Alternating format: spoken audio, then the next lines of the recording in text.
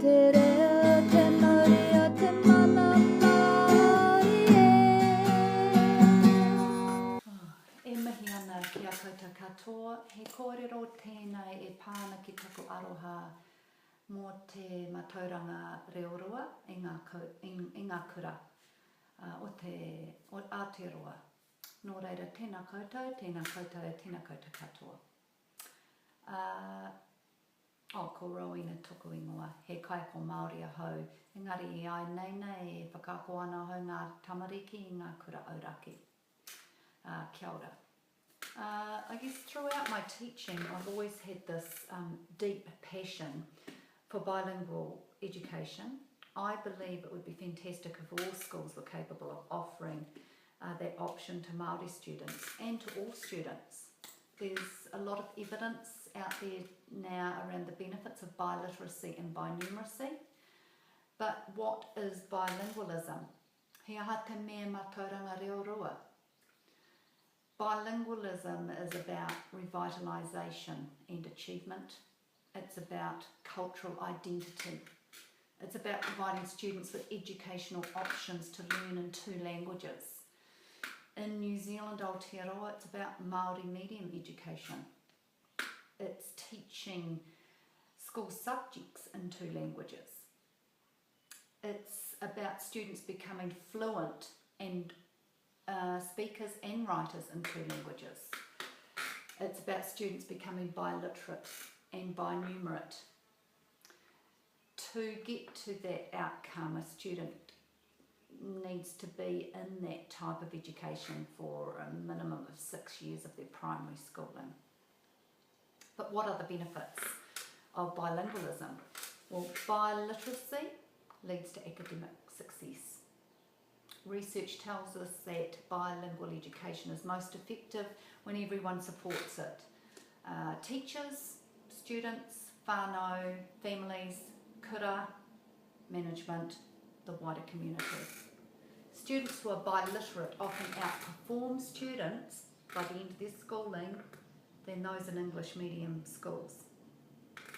That's because the students know and use their 2 languages.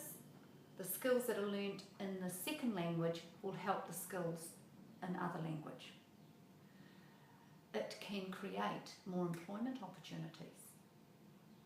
The keys to successful bilingualism are trained bilingual teachers.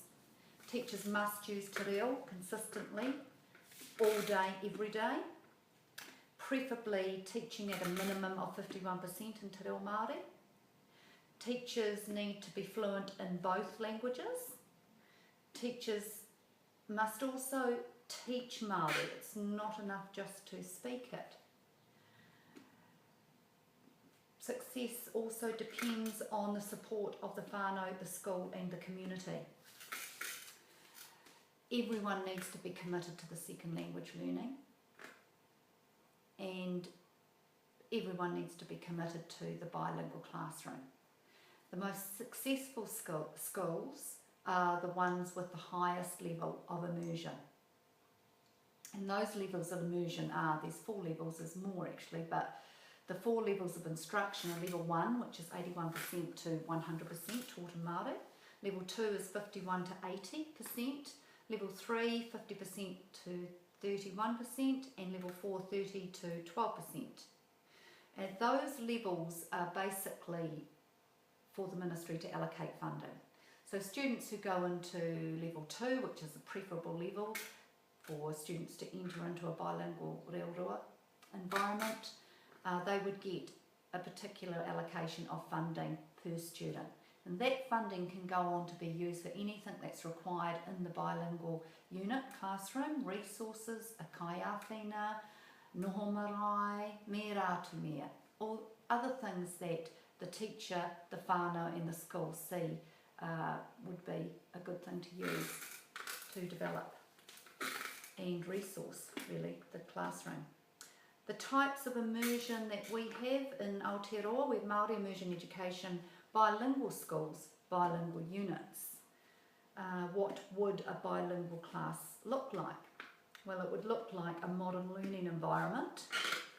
It would have a lot of options available for students in terms of the physical environment. There would be zones and areas where they could choose where they wanted to work, how they use their resources in the classroom. There would be lots of tuakana teina learning involved. Resources would be available in 2 languages, Māori and English. Learners would also be teachers, and teachers would also be learners, and teachers would be facilitators. It would look very vibrant and very busy. And being successful in Aotearoa, and I would like very much to always be a part of that. Nō reira, ko mutu ke taku kōrero i naina, tēnā koutou, tēnā rā koutou katoa.